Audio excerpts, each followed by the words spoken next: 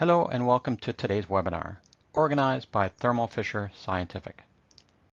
I am Carl Fisher, Product Marketing Manager.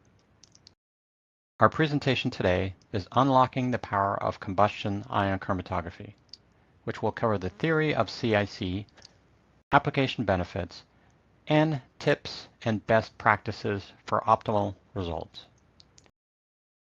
Our speaker today is Terri Christison, Application Staff Scientist at Thermo Fisher Scientific.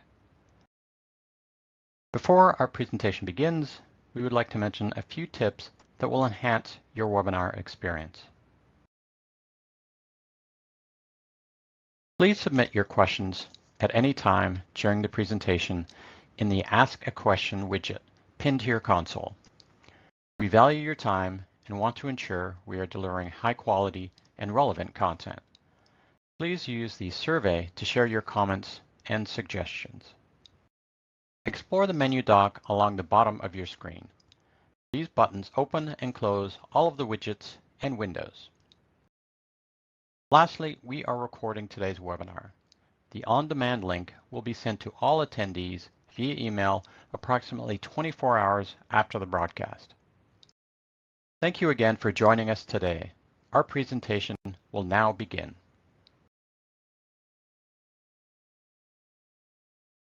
Morning, I'm Terri Christison.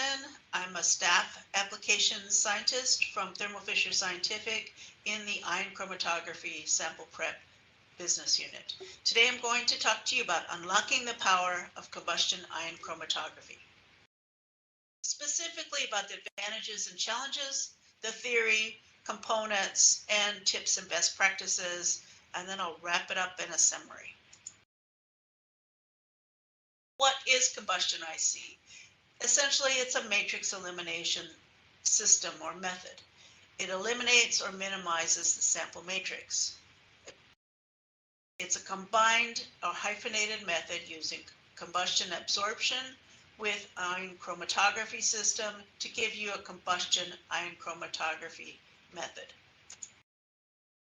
It is fully automated.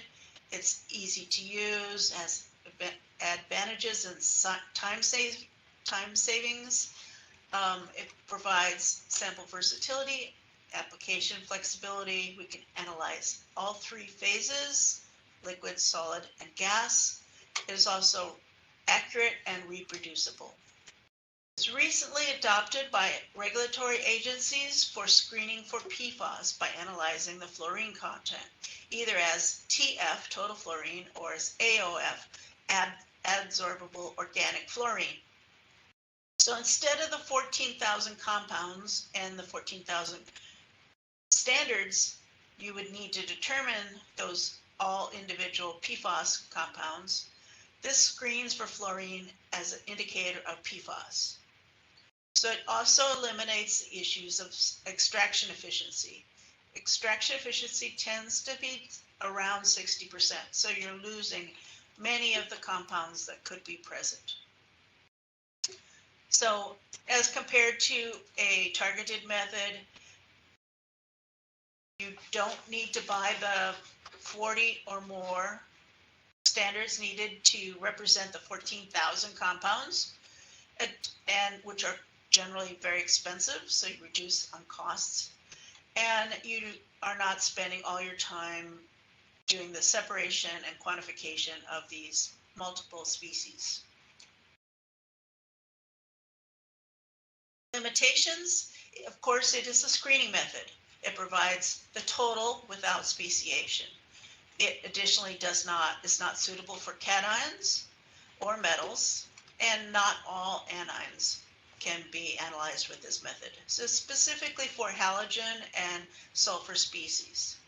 It tends to have a working concentration range of sub ppm to low %. So if you need to work in these other ranges, you need to make adjustments to your sample preparation or introduction. Specifically for high concentration samples where you need to worry about efficient combustion and cleanup, your instrument needs to be focused on that and your method as well. But you will take a smaller amount of sample and a higher amount of absorption solution so that your concentration would fall within the calibration curve. On the other side, PPT and PPB, these are trace methods and needed to be treated as trace methods. So you're going to use a pre-concentration method. For example, for EPA 1621 in that screening method, you would use pre-concentration by adsorption onto carbon columns of 100 mils, and that carbon column then would be analyzed by combustion IC. And yes, you must use your general trace techniques as well. So combustion IC theory, it's essentially the sample introduction and preparation, the combustion, absorption, and analysis. Okay, let's focus on sample delivery. So we offer several modules for this. The Thermoscientific Syndion LPG gas module. This is for compressed gases, compressed to liquid. So compressed natural gas, compressed petroleum gas, or semiconductor or gas samples. We also have the Thermoscientific Syndion adsorption module. This is for offline AOX or AOF methods. This module has also been optimized for trace analysis methods, meaning we've simplified the flow path, the liquid flow path, to minimize cross-contamination, as well as eliminated any materials that contribute to PFAS contamination. It also eliminated the check valves from the process. It's been designed with the idea of a cleaner, slimmer flow path. Then finally, the Syndion combustion absorption system with the solids handler and the liquids handler. So it allows you for sample delivery of all different types. For the solids, they're added to a combustion cup, and then that cup is placed on a combustion boat, which is carried into the combustion furnace. For a liquid sample, the syringe introduces the sample from a vial onto a combustion boat with quartz wool, where it's then introduced into the combustion system. The LPG gas is directly added to the combustion furnace after the system handles the gas expansion. So the LPG module is designed also for safety. It has inert gas carrier gas, and the gas expansion occurs in the module, providing a safer process, the transfer of the compressed gases.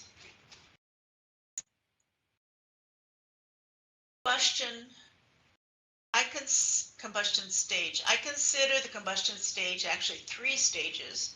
There's a transition stage where it transitions from its original state to a gas or liquid state.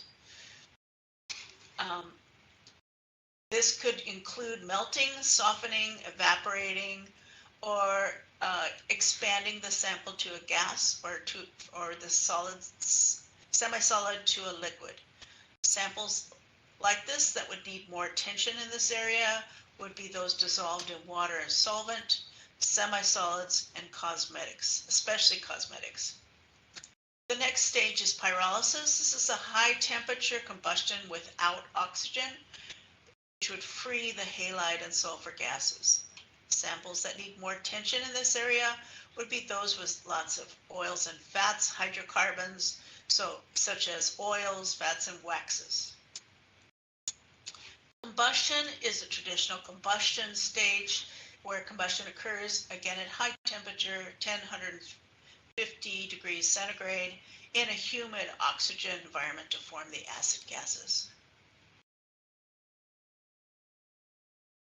And almost finally, the absorption stage, the carrier gas carries the acid gases now into the absorbing solution, where it forms anions available now to analyze by IC. So There have been concerns or questions about whether your sample gases would escape and not be available for analysis. So essentially, chemistry is on our side or physics is on our side. It's the equilibrium of the gas to ion is biased in our favor, biased to absorption. So essentially you have mils volume, a large volume of liquid, where ppb or ppm level concentration of gases with inside a carrier gas, carried along with a carrier gas, are now bubbled into that water. So again, the equilibrium is biased to absorption. If you have sulfur species, you're going to use hydrogen peroxide to oxidize all these species to sulfate. And finally, analysis. So the sample is transferred to the ion chromatography system. In this case, it's thermoscientific Dionix Inuvion with RFIC features. Then the aliquot of that sample is injected, where it's separated using electrolytically generated hydroxide eluent. This is pre-programmed for a pure concentration delivered at a set time to result in a precise and accurate gradient. It sets you up for those amazing RSDs. And it also allows you to have easy elution for the void volume or your water dip, and also minimizes your coelution issues by allowing you to change the gradient to resolve all the similar peaks. And all of that is managed by Thermoscientific Chromeleon CDS system. So let's go over those reactions from right to left. On the top row, we have the halogen compounds. During pyrolysis, they become the diatomic halogens gases or the acid gases. In oxidation and hydrolysis, then they form the acid gases, and absorbed, aerated into water, they become now the halides. The sulfur species have similar reactions occurring. So on the second row, we have the sulfur species, and because of the absence of oxygen in the initial pyrolysis stage, this is going to form H2S and other reduced sulfur species. And then as it goes through oxidation and hydrolysis, these sulfur species are now going to form multiple sulfur oxide species, still at a gas phase. And as it's aerated into DI water, it'll continue and form these sulfur species ions, but in the presence of peroxide, hydrogen peroxide, will now form sulfate. You're probably wondering what happens to the rest of it. Well, the hydrocarbon there on the third line will form methane during pyrolysis, and some of it will be converted to CO2 during oxidation and combustion, and so you will get an increased carbonate peak in your chromatography. I mentioned earlier that not all anions can be measured by combustion IC. One of those, interesting enough, is phosphate. So phosphate is one all of us ion chromatographers keep an eye on, because if it's a late eluter, you want to make sure it has exited your stationary phase before you go to the next run. So you want to make sure your gradient is sufficient, or your eluent concentration is sufficient to elute it from the column. Well, in this case, phosphate is not an issue. So the phosphorus compound only pyrolyzes at 1300 C. So all these combustion systems only reach 1100, or purposely left around 1100. So it doesn't pyrolyze, it doesn't oxidize or hydrolyze, and therefore it doesn't be absorbed into water and doesn't form phosphate. So this technique is then opaque to phosphate, eliminating one of our chromatography issues. Here is our system, the Thermoscientific Syndion Combustion IC system. We've optimized this system um, for PFAS analysis, but it's also designed also for high concentration systems as well, high concentration samples as well. So we've reduced the flow path, the liquid flow path of the combustion ion chromatography system. We've selected a more efficient combustion tube system to provide more efficient combustions. That allows us to have a shorter system, so we take up 37 inches of your bench space instead of 50, 60 inches. Here it's shown here with the absorption module and the autosampler, along with the Thermoscientific Dionix Inuvion RFIC system. Solid and liquid samples are introduced through the autosampler, the Cineon autosampler with the handler of the solid or liquid samples. The adsorptions module here, shown here, this has also been optimized for PFAS analysis. We've eliminated the any PFAS in the flow path, as liquid flow path, as well as reduced the actual flow path. And additionally, we've also removed check valves, which can be a problem with samples that have particulates. So that system has also been optimized for PFAS. And finally, down below, we have the Cineon LPG gas module. So yes, we've developed a better solution. We've designed this combustion system for more efficient combustion. So we have a longer gas flow by using a Z-form flow. So in the first stage, of course, there's no oxygen, but the gas is forced to follow a multiple flow path, a multiple gas flow path, where oxygen is introduced in 3 spots during the flow path itself. This allows a reduced actual flow path, but also it has a longer gas flow path to allow for more efficient combustion and for managing combustion of those high concentration samples. So we've reduced the sample pathway, and we've also eliminated materials. There's no quartz wool in this combustion tube, and as well as making it more efficient combustion tube. This allows us to minimize carryover from high concentration samples. As an extra freebie, we save on bench space. So it's reduced down to 37 inches. So we are aware, I mean, as a chemist, we're always aware of how much bench space our instruments can take up on the bench. A large instrument could reduce the possibility of having 2 other instruments on a bench space. So this instrument is purposely reduced to take up less bench space. Here is our complete combustion CIC flow path from sample introduction to transition, combustion, pyrolysis, to absorption and ion chromatography, and all of it is managed by our Chameleon data system software, which controls the instruments and manages the data analysis. Exception, of course, is our adsorption instrument, which is a standalone instrument with a touch screen controls. This allows us to run the EPA 1621 in parallel, thereby saving time and money.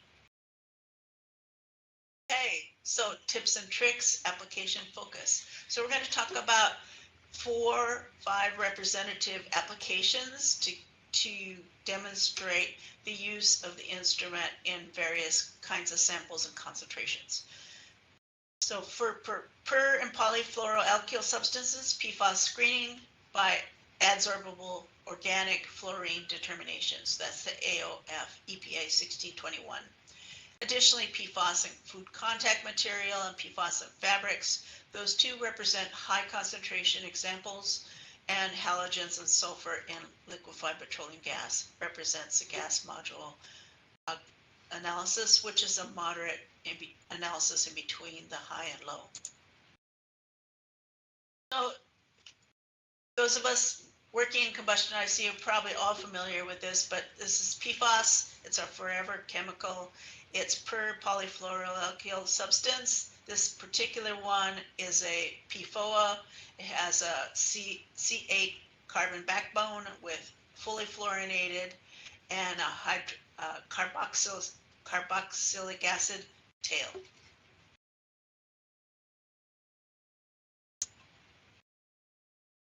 Where's it coming from?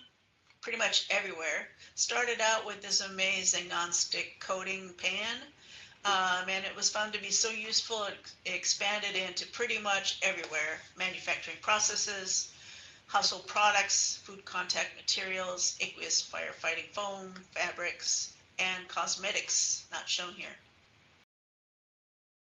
So essentially, it's pretty much everywhere. Whether you're a vegan, vegetarian, or a meat eater, or happen to drink water or breathe air, you are exposed to PFAS. And the concern is that it's toxic, accumulative, and persistent.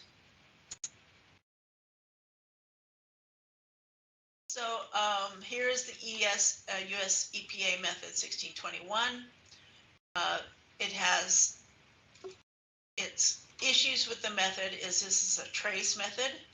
So you have to have potential and attention to potential and ongoing environmental and personal contamination issues.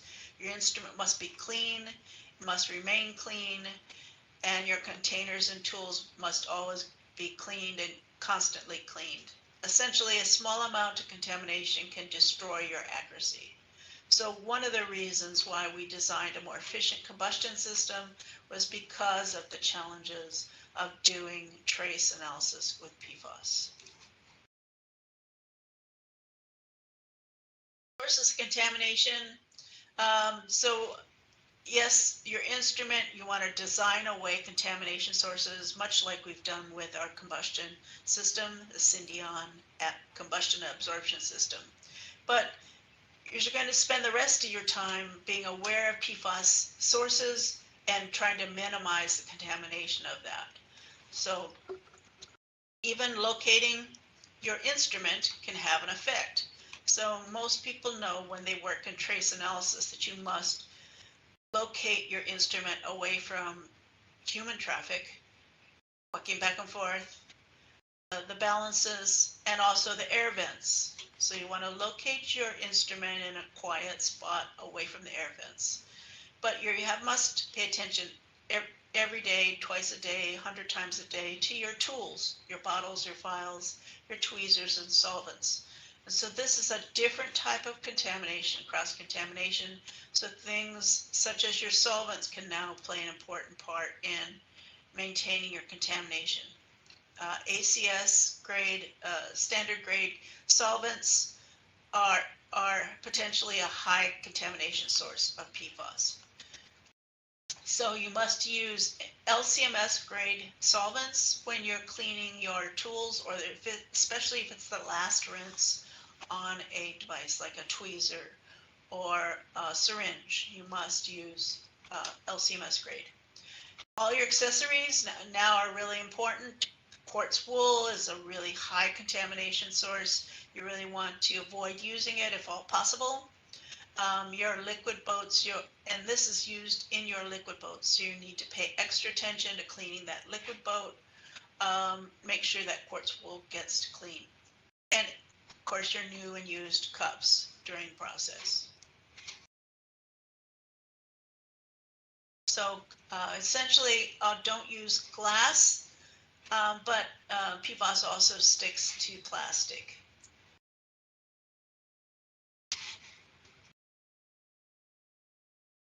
So how clean is clean? So for EPA 1621, you're talking PPB or PPT can impact your results. And if it impacts your results, impacts sensitivity, impacts the accuracy of your reporting of your results. So again, instrument design is really important. We've focused on that as part of the problem, but now we are left with all the other things to pay attention to. I mentioned some of these before, but a lot of it is thinking trace. It could be your lotions, your fingers, your makeup, your lipstick, your tools, all of this must be prepared with the idea that it could, something you may do may contaminate the system. So for syringes, we're going to use, for PFAS standards, we're going to use the LCMS grade for cleaning them. For cleaning the bottles, we're going to use ammonium methanol to clean the bottles, followed by DI water and soaking with DI water, and then rotating clean ones in with after for use and rotating the dirty ones back out for cleaning. For calibration, we are using disposable pipettes with a pipetter. We have not seen any contribution with pipette tips for PFAS using this method. But if you have noticing introduction of contamination from your pipette tips, you should rinse them with methanol followed by DI water.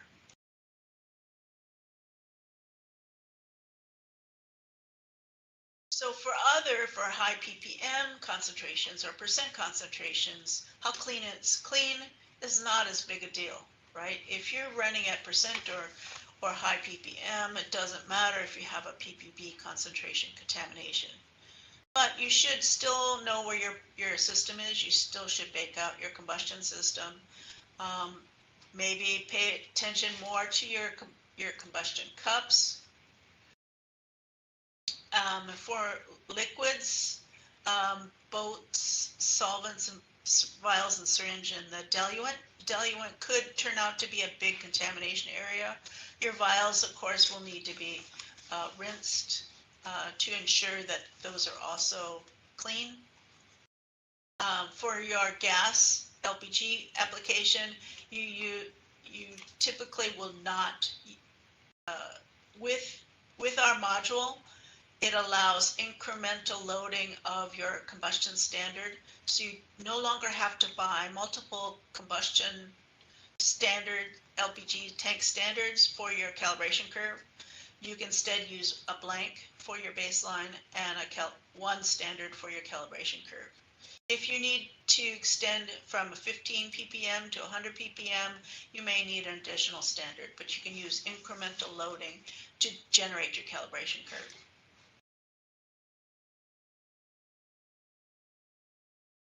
This is the Syndion adsorption module. It has a PFAS-free flow path. This module converts liquid samples, for example, the EPA method 1621, into solid samples by pumping the liquid samples over carbon columns, where the PFAS is adsorbed to the carbon, and then that becomes your sample now for combustion. It is an offline module. This allows for parallel generation of samples, thereby saving time and increasing the throughput. It is controlled by easy touchscreen controls. We have further optimized the system. We've minimized and shortened the liquid flow path and eliminated materials that have potential contamination, as well as eliminated the check valves. These three changes have improved the amount of contamination that's contributed by the adsorption module itself and the process of the adsorption. This provides us with the opportunity to have very low method blanks down to the sub-ppb range.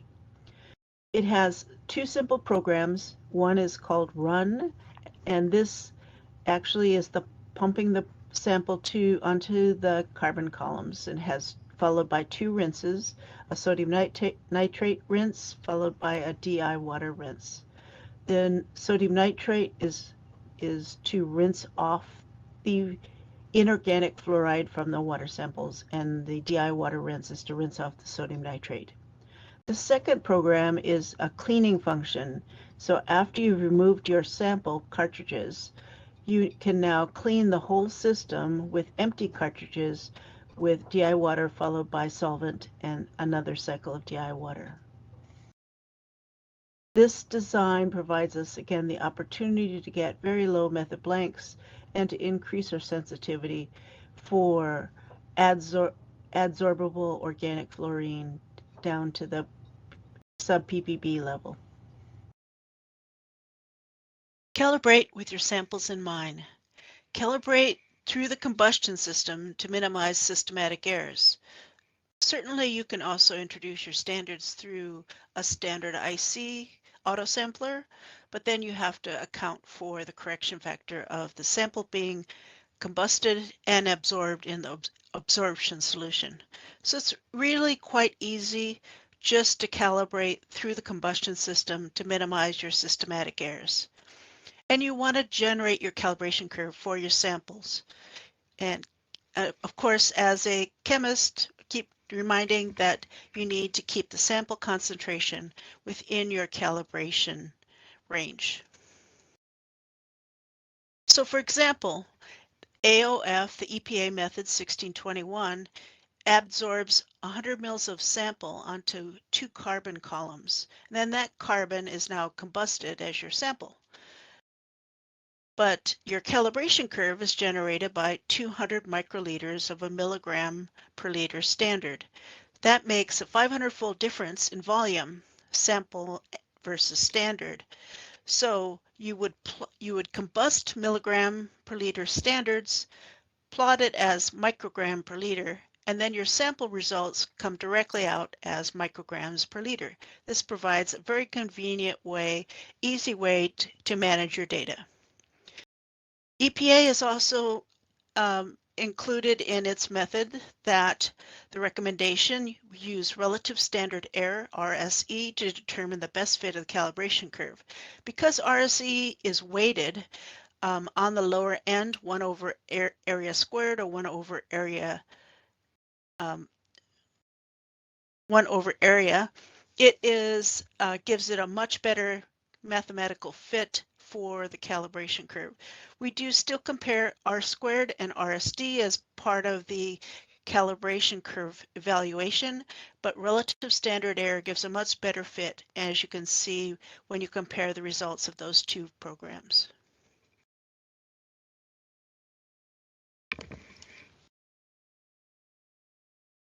Another example is for your solid and liquid samples. Again, you're going to combust microliters of milligram per liter standards, but you're going to plot it by weight as micrograms or as nanograms. Then your sample weight will be entered into your analytical sequence, your Chromeleon sequence, as you run your samples. That sample concentration then will be presented as microgram per sample weight, or as microgram per milligram of sample weight, or microgram per gram of sample weight as ppm or ppb. So microgram per kilogram as ppb, milligram per kilogram as ppm. For gas, compressed gas or LPG samples, you're going to again combust microliters of a ppm standard as milligram per kilogram. You're going to plot the results as milligrams and milligrams per kilogram on the scale. Then you combust and absorb the increments of your standard to generate the calibration curve. The sample concentration results then will be automatically reported as milligram per kilogram, ppm. Here's an example. So prior to the EPA allowing you to run analysis of samples for EPA 1621, you must first demonstrate your lab is good enough to run the samples. You know what you're doing. So they call that initial demonstration of capability. The very first test is to run the retention time of fluoride versus the water dip versus chloride. So peak 1 is your water dip, peak 2 is your fluoride, peak 3 is chloride. So I've actually pushed the separation to be nearly at 1, which is the limit for this method. So I have EPA method requirements is greater than 1 between fluoride and the water dip and fluoride and the chloride. And then peak 4 is carbonate and sulfate. So easily achieved using hydroxide eluents.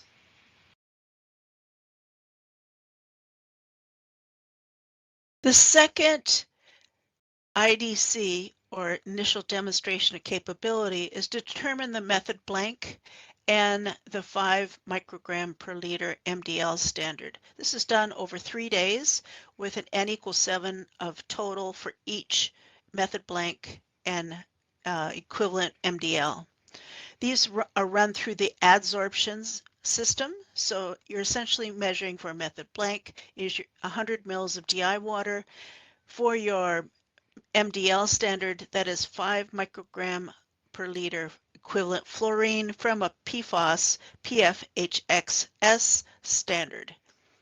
As you can see here, peak 1 is my fluoride, chromatogram A is my method blank, and chromatogram B is my MDL standard. As you can see, I'm getting pretty good results, 0.57 micrograms per liter. That's very close, approaching now PPT levels.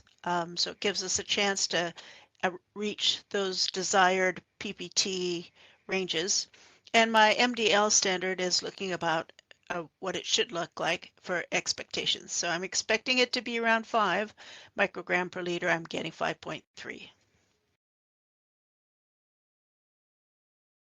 This shows that my improved method, so I was involved in the collaboration study, so I used a different combustion IC system, and I'm comparing what the Syndion gives us is a much lower MDL than what I previously was able to accomplish on the other instrument, 1.5 versus 2.5. And this is due to the more efficient combustion as well as the clean PFOS-free flow path.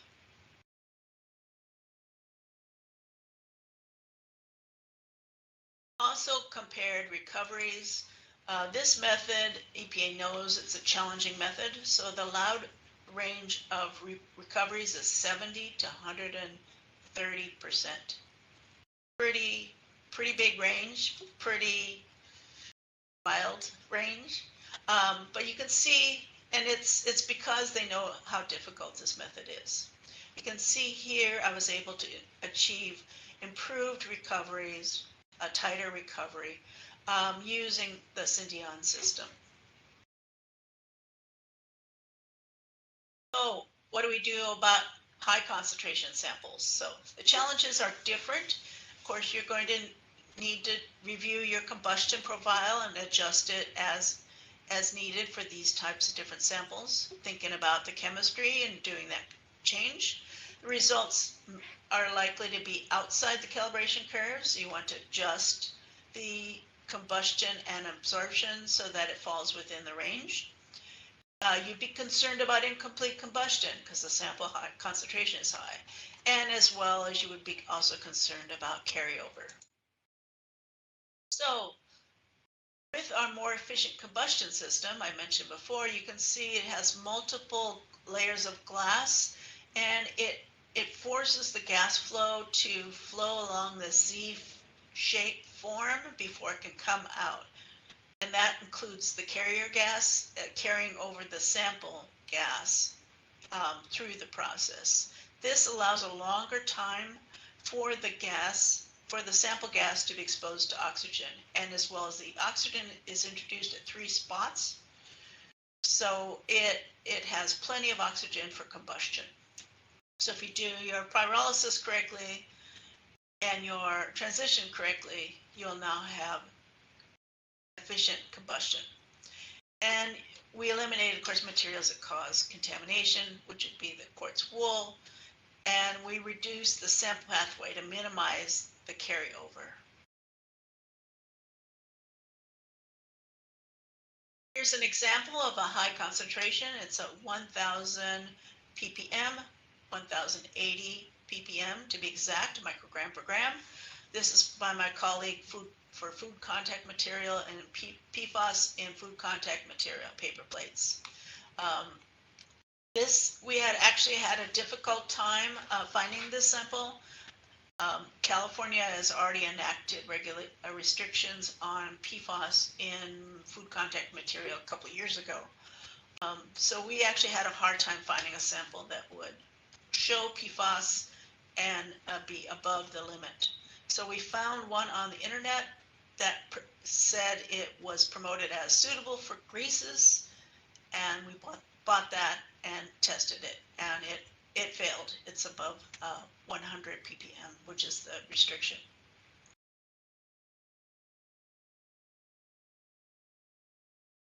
She also did PFAS in polyester baby bib.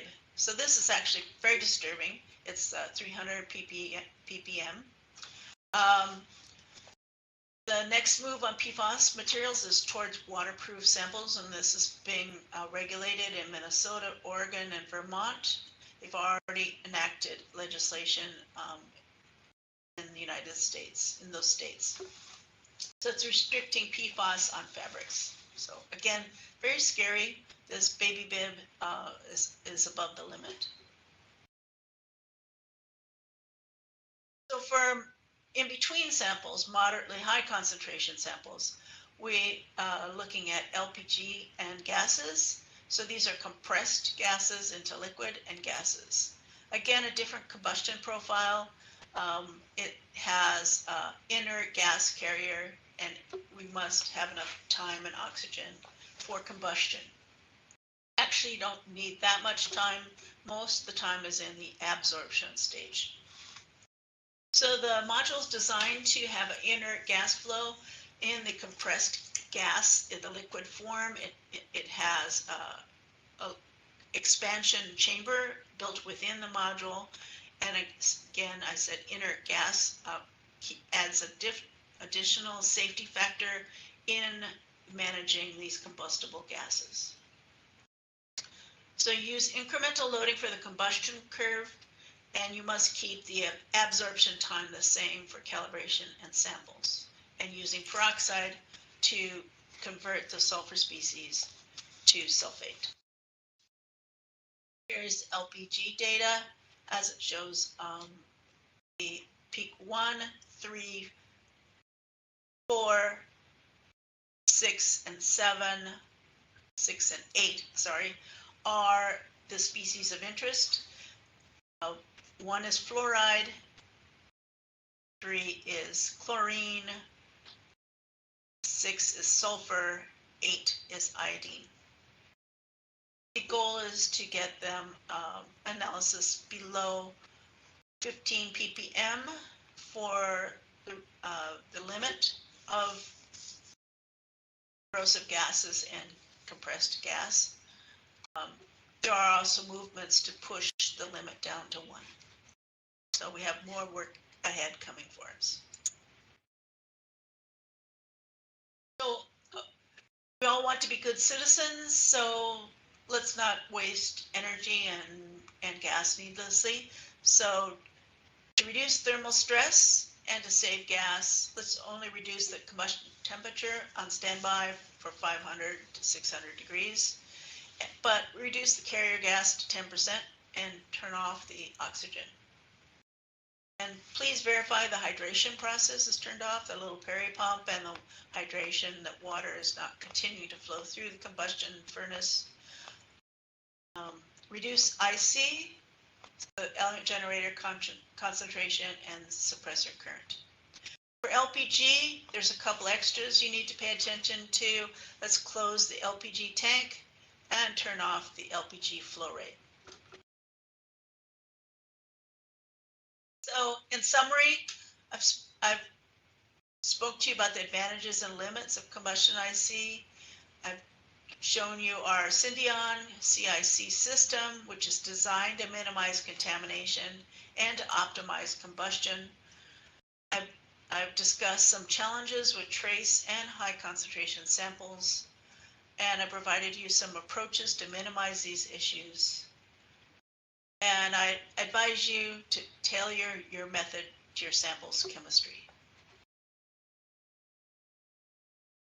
And now we'll turn this over to Carl Fisher, who moderate the Q&A. Thank you. Thank you for your time and attention today. We hope that you enjoyed our webinar. Our presenter will now begin the question and answer section of the webinar. Please submit your questions via the Ask a Question widget pinned to your console, and our presenters will answer them as time allows. If your question has not been answered during the webinar, a member of our team will follow up with you by email.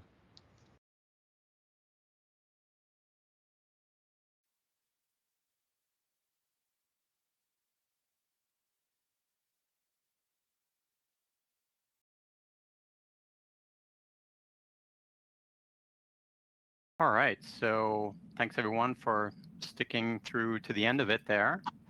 So we have a poll question for you, and I'm showing it now, so please answer. What's your biggest challenge with CIC? A, B, so minimizing background contamination, sensitivity, reproducibility, sample carryover, and run optimization. So if you could answer that, we'll give it about a minute, roughly, for answers to come in. Then we'll move on to our Q&A.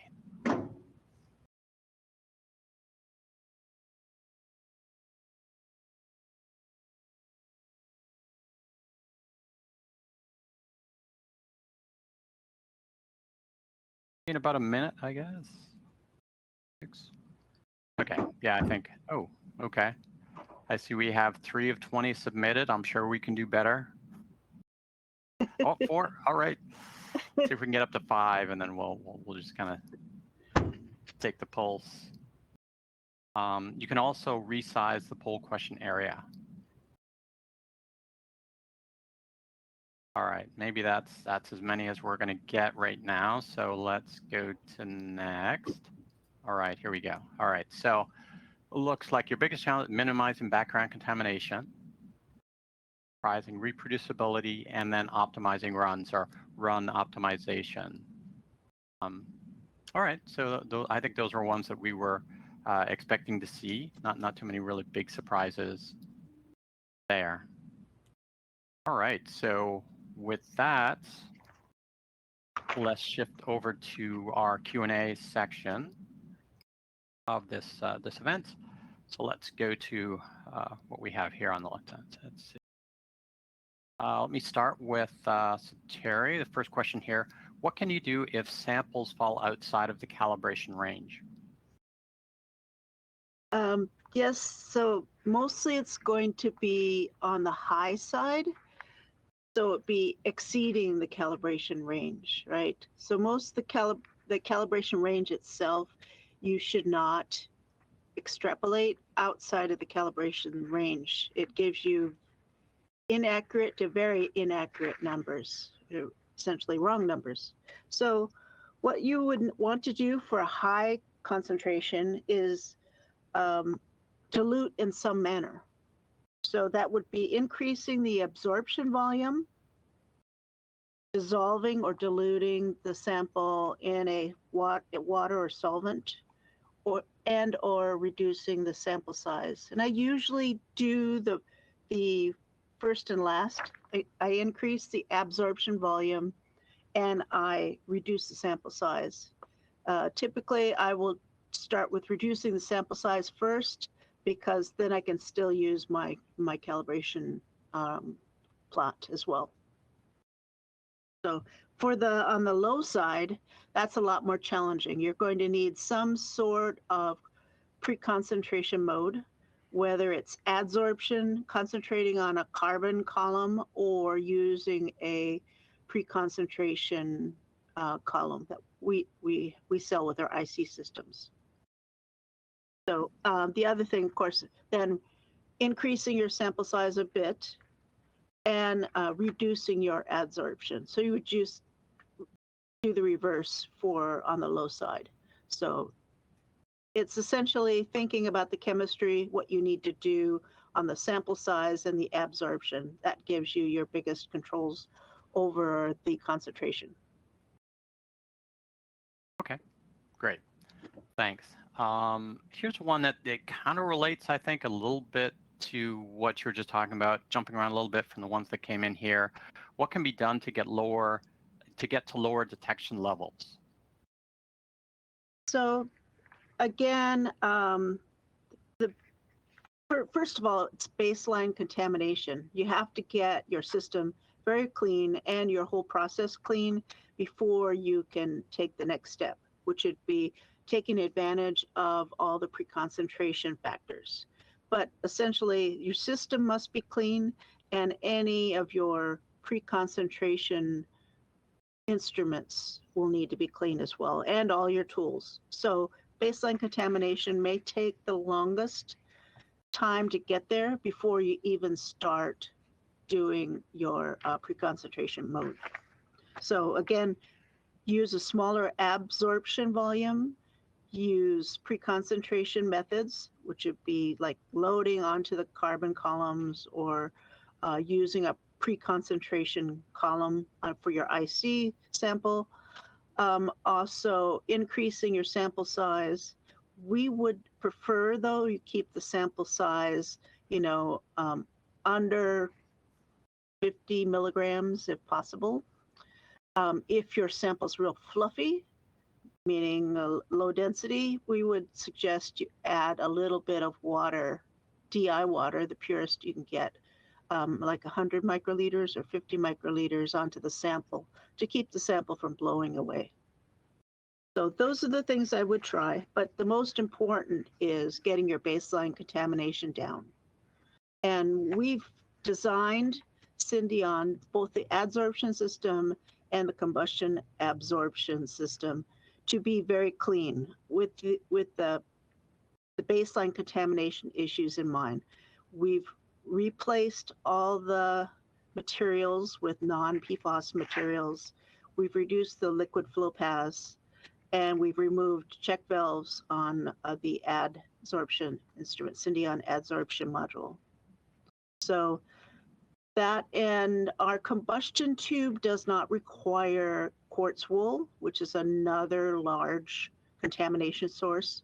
So we've gone through the whole flow path, the liquid flow path and the combustion absorption flow path to reduce, eliminate, and minimize contamination that's causing our issues on our excuse me, on our baseline contamination.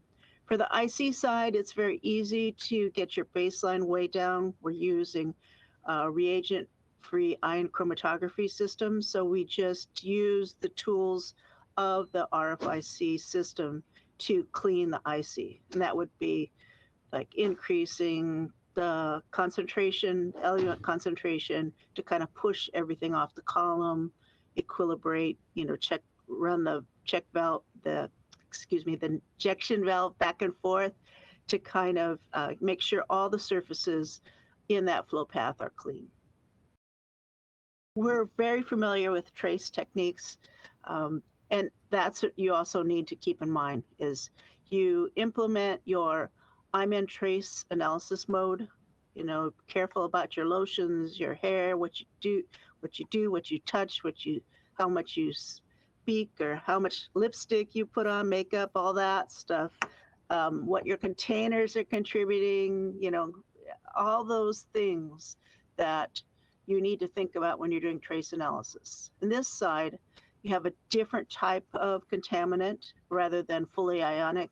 So you need to use a lot of ultra clean methanol, the LCMS grade methanol for cleaning, especially on those critical parts that are directly going to be touching your sample. So anyway, think clean. Right, very thorough answer there. I like that. Let's see, what is the downside to turning your CIC system totally off versus putting it in standby? So I like to think of that as certainly, we want we want to save resources, but we don't want to add more time for us to clean the system and such when we bring it back up.